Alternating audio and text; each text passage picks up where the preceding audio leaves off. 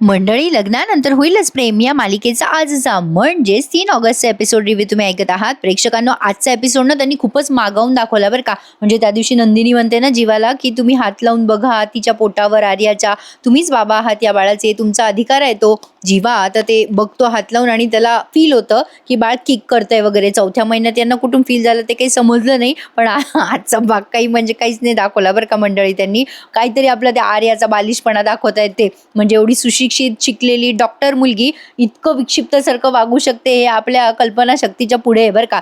आता ही नंदिनी म्हणते चला जीवा आता मला आनंद निवासला सोडा बरं.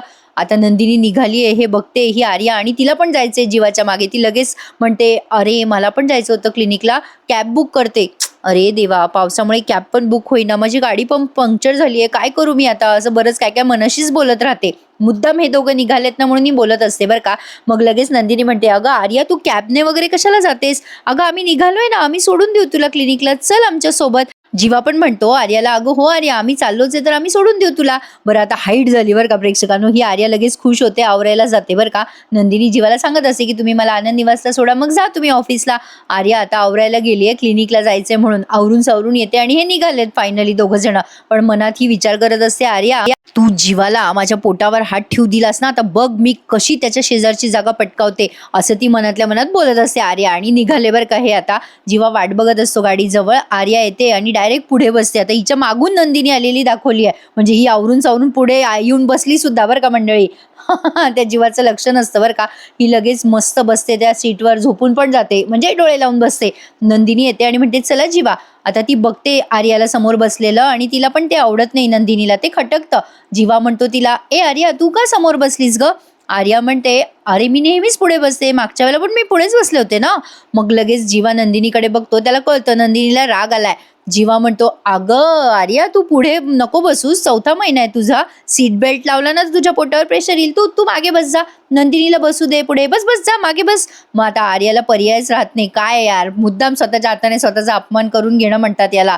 नंदिनी बसलीवर का पुढे आता. आणि मग हे दोघं जण रेडिओवर छान गाणे वगैरे लावतात. आर्याला कसं तरी होतं बरं का. जीवा म्हणतो अगं काय नंदिनी तू दार लावताना ओढणी खाली ठेवतेस नेहमी, थांब मी काढू का ती ओढणी. हे मुद्दाम तिच्यासमोर रोमॅन्टिक वागत असतात बरं का. आणि आर्याला ते खटकतं, तो तिच्या जवळ आलेला आहे ना. आणि तो तिच्या केसांवरची बट पण बाजूला करतो बरं का नंदिनीची, आणि तिला डोळा मारतो. हे सगळं आर्या बघतीये बरं का, मागे बसलेली आहे ती, आणि या दोघांचं हे असलं चालू आहे. आता जीवा म्हणत असतो नंदिनीला ए नंदिनी गाणी लाव ना. मग लगेच आता नंदिनी म्हणते मी विचारणारच होते आर्याला, ती पुढे बसल्यावर गाणं लावते ना, आज मी लावते गाणं. आणि हे दोघं जण रेडिओ लावतात आणि त्यावर गाणं सुरू असतं, जैसे ज्याचे कर्म तैसे फळ देतो ईश्वर. आणि हे गाणं गुणगुणत नंदिनी आणि जीवा निघालेत पुढे. इकडे त्यांनी रम्याचा सीन दाखवला बरं का. आता बस त्याचे एक्सप्रेशन माइंड ब्लोईंग होते बरं का या सीन मध्ये. ही रम्या म्हणत असते आई आता आपल्याला पुन्हा एकदा 16 डिसेंबर घडवायचं आहे बरं का. आता त्या आर्याची मेन्सची परीक्षा आहे 16 ऑगस्टला. मग वसवात्या हसायला लागतात. रम्या म्हणते आई तुला हसायला काय झालं. मग लगेच वसवात्या म्हणतात अगं रम्या 16 अंक ऐकलं ना की आनंदाच्या उकळ्या फुटतात ग मला. नाही म्हणजे तुला आठवत नाही का मागच्या वेळेला 16 डिसेंबरला आपण धमाका केला ते. मग रम्या म्हणते ए आई हे काय असला विचार करायची वेळ आहे का ग. तू बघ बघ जरा आरशात स्वतःला व्यवस्थित बघून घे. अगं 16 डिसेंबर नंतर आपण आतापर्यंत काय उखडलंय त्यांचं, काही नाही. अगं ती काव्या प्रेग्नेंट झाली तेव्हापासून आतापर्यंत आपण काही केलंय का, काहीच नाही. आणि आई बघता बघता तिला 7वा महिना लागलाय आणि ती उद्या आई झाली आणि आयस पण झाली ना, तर बघ सगळे डोक्यावर घेऊन नाचतील ग तिला. तो पाठ पण तिला मखरात बसवेल. नाही नाही नाही नाही आई असं असं झालं नाही पाहिजे, बिलकुल असं झालं नाही पाहिजे. आपण असं काहीतरी करूया ज्यावरून ती ती या वेळेला सुद्धा परीक्षेला बसलीच नाही पाहिजे. वसवात्या म्हणतात अगं असं कसं नाही बसणार ती परीक्षेला, तिने किती अभ्यास केलाय रम्या. आता रम्या बघा अचानक इमोशनल होते. वसवात्याला आता वाटतं बाई काय इमोशनल झाली आपली पोरगी. ती तिच्या वडिलांची आठवण काढते बरं का आणि म्हणते आई अभ्यास, अगं अभ्यास तर मी पण केला होता ना. अगं आई तुला आठवतंय का माझी परीक्षा होती तेव्हा बाबांचं श्राद्ध होतं ग, आपल्या घरी किती पाहुणे आले होते. वसवात्याला पण रडू येते बरं का आता रम्याचं बोलणं ऐकून. रम्या म्हणत असते बाबांची चर्चा चालू होती घरी, त्यांचेच प्रश्न. मी त्यावेळेला परीक्षेला गेले होते ग आई, पेपर किती सोपा होता ग. प्रश्नपत्रिकेतल्या सगळ्या प्रश्नांची उत्तरं मला येत होती ग आई, पण माझ्या डोक्यात मात्र फक्त बाबांबद्दलच प्रश्न होते ग. ते प्रश्न माझ्या डोक्यातनं जातच नव्हते, त्यामुळे माझा पेपर कोरा राहिला ग आई, मी नापास झाले. आता असं ती बोलते आणि वसवात्या खूप इमोशनल झालेल्या असतात. अचानक रम्याला झटका येतो बरं का आणि ती म्हणते अगं आई आता याच्यातून काय शिकलो आपण. वसवात्या म्हणतात काय बोलतेस रम्या. रम्या म्हणते अगं आई परीक्षेला जाताना काव्याच्या डोक्यात इतर गोष्टी आपण भरवायच्या अभ्यास सोडून. अगं तिला फोकसच करू द्यायचं नाही आपण. आणि जर ती मेंटली फोकस नसेल तर वर्षभर केलेल्या अभ्यासाचा तिला काही उपयोग होईल का? नाही होणार ना. तर आपण आता असं काहीतरी करायचं बरं का आई, जेणेकरून तिच्या मनावरती घाव बसेल अशी एखादी गोष्ट शोधून काढायची, ज्यामुळे ती काव्या कोलमडून पडेल बरं का. मला ना असं गट फिलिंग सांगतंय बरं का माझं, की ही गोष्ट आपल्या समोर आहे, फक्त आपल्याला ती शोधून काढायची आहे. आणि ती सुद्धा 16 ऑगस्टच्या आत. आता मंडळी हे ना प्रेक्षकांनो, म्हणजे आता त्या सरोगसीचं सिक्रेट फोडणार आहेत सगळ्यांसमोर असं दिसतंय बरं का भानगड. आता रम्या सांगते वसुआत्याला, की आई काही झालं तरी आपण हे करायचं आणि आपण हे करू शकलो ना तर पुन्हा एकदा या घरात 16 डिसेंबर सारखा धमाका होईल बघ. वसुआत्या म्हणतात 16 डिसेंबर, मग रम्या म्हणते अगं 16 ऑगस्ट ग. मग लगेच रम्या इकडे नंदिनी आणि जीवाचं सीन दाखवलंय. आता नंदिनी आश्रमाजवळ उतरते बरं का. आता नंदिनी म्हणत असते जीवाला, जाऊ का जीवा? मग जीवा म्हणतो नको ना नको ना जाऊ, थांब ना इथेच. आता लगेच नंदिनी म्हणते आर्याला सोडून तो ऑफिसला जा. हां. जीवा म्हणते अगं आज ऑफिसला नाही जाणार आहे मी, आज माझा वेळ मोकळा आहे. नंदिनी म्हणते मीटिंग नाहीये का? त्यावर आता जीवा म्हणतो संध्याकाळी ये ग. लगेच आर्या मनात विचार करते जन्मजयाला मोकळा वेळ आहे, मग तो वेळ माझा.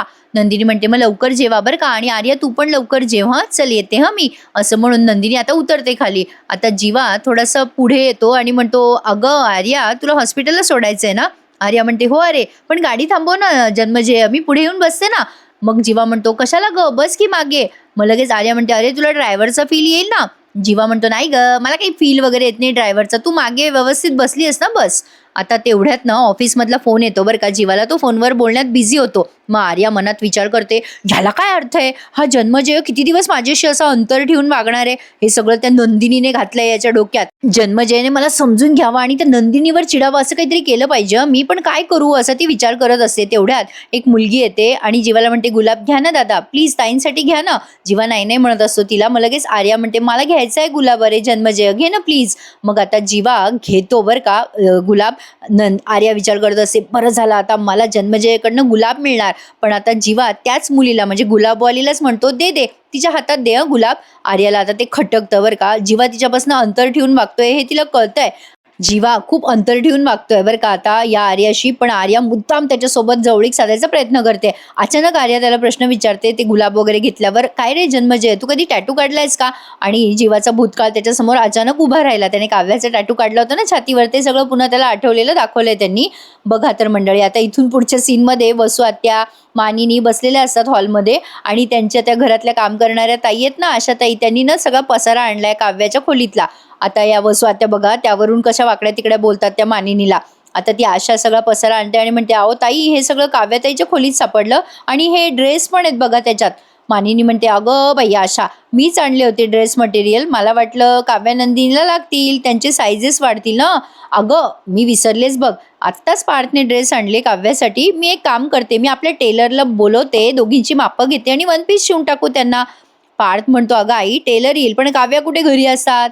मग तेवढ्यात आता आशा म्हणते अहो हे पेपरची रद्दी. पार्थ म्हणतो अगं आशाताई रद्दी नाही ती, ते काव्याने सगळ्या घडामोडी सेव्ह केलेल्या आहेत, राहू द्या रद्दी नाही बरं का ती. मग आता तेवढ्यात आशा म्हणते अहो वहिनी हे लवकर राहिलं बरं का, आणि या अर्धवट विणलेलं स्वेटर पण आहे. मानिनी म्हणते अगं बाई आशा क्रोशे म्हणतात त्याला, क्रोशे. मग हे पण ना नंदिनीसाठी आणि काव्यासाठीच आणले, पण जाऊ दे बाई. लगेच वसुआत्या म्हणतात काय बाई मानिनी तुझ्या सुनांनी स्वेटर विणलंच नाही बाई. पण आपण कशा होतो ना प्रेग्नन्सीमध्ये आपण एका बैठकीत सगळं स्वेटर तयार करायचो, पण काय बाई या पोरी यांना एक मोजा पण तयार करता येत नाही. खरंच बाई कमालच आहे, वेळच नाही ना यांच्याकडे. बघ बाई तू एवढ्या प्रेमाने ड्रेस मटेरियल आणले पण यांच्याकडे मापं द्यायला वेळ नाही. आपला टेलर तर घरी येतो पण यांना मापं द्यायला पण वेळ नाही. बाळाला तरी नीट वाढवतील की नाही कोणाच ठाऊक, नाही म्हणजे वेळ देतील की नाही कोणाच ठाऊक. तुझ्या अजूनही कलेक्टर न झालेल्या या सुनबाई देतील का वेळ बाळाला. आता जेव्हा त्या असं बोलतात तेव्हा पार्थला राग येतो बरं का वसुआत्याचा. आता इकडे आर्या जीवाला म्हणत असते काय झालं जन्मजय. जीवा म्हणतो काय नाही झालं. आर्या म्हणते मग तुझा चेहरा का उदास झालाय. आर्या असं बोलल्या जीवा म्हणतो अगं कुठे काय झालं काही नाही. तेवढ्या त्याची गाडी चालू होईना बरं का. जीवा विचार करतो कस काय गाडी चालू होईना. आता तो खाली उतरतो बरं का गाडी नीट करायला. आर्याला म्हणतो तू बस मी बघतो, गाडीमध्ये काहीतरी प्रॉब्लेम आलेला दिसतोय. आर्या आता विचार करते तिथे गाडीत बसल्या बसल्या मी याला टॅटूचा विषय काढल्यावर हा डिस्टर्ब झाला का. येस मी बरोबर ऑब्झर्व केलं, हा डिस्टर्ब झालाय. आता आर्या त्याच्या माइंडशी खेळते बरं का मंडळी. आर्या आता बाहेर उतरते आणि जीवाला म्हणते अरे जन्मजय त्याचा हात धरते बरं का. तो घाबरतो आणि म्हणतो, "का गं काय झालं आर्या?" आर्या म्हणते, "अरे मी तुला काहीतरी विचारलं मगाशी." जीवा म्हणतो, "तू खाली कशाला उतरलीस?" आर्या म्हणते, "अरे मी तुला विचारलं ना, तू काढलास का कधी टॅटू?" मग जीवा म्हणतो, "नाही गं, मला एक गोष्ट कळत नाही तुझं. काय आर्या, तुझ्या अचानक असं डोक्यात का आलं गं तुझ्या आर्या?"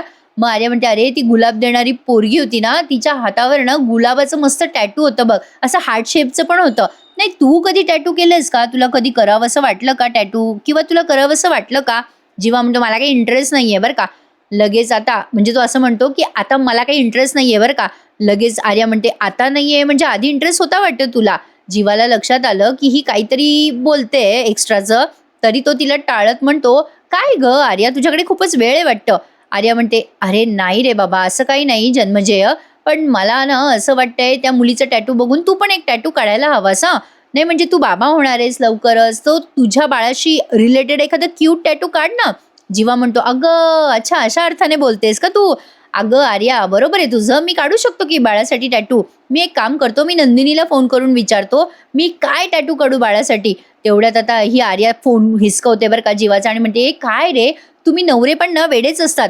तुम्हा नवऱ्यांना काही कळतच नाही हां. अरे तुझ्या नंदूला सरप्राईज दे ना चांगलं टॅटूचं. तिला सुखद धक्का मिळेल ना टॅटू बघून." "ए काय रे, तिला न विचारता तू टॅटू काढलं असतं ती रागवेल का? नाही म्हणजे कंट्रोल करते वाटतं ती तुला खूप." लगेच जीवा म्हणतो, "ए नाही गं, माझी नंदू अशी नाहीये हां. ती अशी अजिबात नाहीये. मी विचार करतोय कुठला टॅटू काढू जो माझ्या नंदूला आवडेल. थांब जरा मी घरी जातो म्हणजे नंदिनीच्या नकळत फाइंड आउट करतो की तिला कुठला टॅटू आवडेल. मग उद्या काढूया टॅटू." लगेच आर्या म्हणते, "कशाला? अरे तुला मोकळा वेळ आहे ना आज, मग दोघं मिळून डिस्कस करू ना. तू घरी गेलास आणि चुकून नंदिनीला कळलं तर? त्यापेक्षा आपण टॅटू पार्लरमध्ये जाऊ आणि तिथे टॅटू काढून येऊ." जीवा म्हणतो, "नको गं आर्या, किती घाई करतेस? थांब जरा विचार करायला वेळ दे." आर्या म्हणते, "काय रे जन्मजय, एखादी गोष्ट हवीशी वाटली ना करून टाकायची. तुम्हाला बाळ हवं होतं ना, मग तुम्ही केली की सरोगसी पटकन. तुम्ही विचार केला का 1 वर्ष थांबूयात, नंतर बघूयात? नाही ना. टॅटूचं पण तसंच आहे अरे. अरे हे तर फक्त टॅटू आहे. म्हणजे हे टॅटू बघून तुला वाटेल ना असं, की कधी माझ्या बाळाला हातात धरू आणि कधी नाही." जीवाला तिने बरोबर मॅनिप्युलेट केलं बरं का मंडळी. आर्या म्हणते, "believe me, it's now or never. आता बाकी तू ठरव." असं ती जीवाला म्हणते आणि जीवा तिचं ऐकतो बरं का आणि ठरवतो टॅटू काढायचा आणि इथेच आजचा एपिसोड संपवतात ते. उद्याच्या भागात आपण बघतोय पार्थ काव्याला छान ट्रीटमेंट देतो. तिचे पाय असे गुलाबाच्या पाकळ्यांनी भरलेल्या पाण्यात धुतोय तो. आता काव्या म्हणते, "अशी ट्रीटमेंट सगळ्या मुलींना मिळाली ना पार्थ, तर खूप हलकं होईल हो त्यांच्या मनावरचं ओझं, आईपणाचं आणि सगळ्याचंच." मग आता इकडे ही नंदिनी जीवाचं टॅटू बघून खुश होते, पण लगेच आर्या सुद्धा टॅटू दाखवते. जीवा आता बाबा म्हणून टॅटू काढतो बरं का. आर्याने सेम एक्झॅक्टली त्याच पोझिशनवर असं मनगटावर आई म्हणून टॅटू काढलाय. ते बघून ती नंदिनी भनकते ना या दोघांवर पण आणि ती चिडून तिला आता झापते आणि म्हणते, "तुझ्या हातावर लिहून ठेव, आई ही म्हणजे बाळाची आई नंदिनीच आहे." तुम्ही प्रोमो पाहिला असेल तो सोशल मीडियावर ना मंडळी. बाई मला तर यांचं सगळं हे बालिशच वाटायलंय मंडळी. काय दाखवत आहे आजकाल सगळेच मालिका. बाई माझं तर आज टीटीएम बघूनच डोकं उठलेलं आहे. असो, पण काय वाटतं तुम्हाला आता हा एपिसोड कुठे चाललाय? मालिका कुठे चालली आहे? काही बोलायला शब्दच उरलेले नाहीयेत. चला तर मग आजचा एपिसोड लग्नानंतरचा अगदी सोसो होता बरं का. विशेष काही त्यांनी दाखवलेलं नाहीये. पण मी दिलेला रिव्ह्यू आवडला असेल तर लाईक करा मंडळी. भेटूयात उद्या पुन्हा एकदा. तोपर्यंत काळजी घ्या स्वतःची आणि चॅनलला सबस्क्राईब करत आहात ना? प्लीज चॅनलला सबस्क्राईब करायला विसरू नका.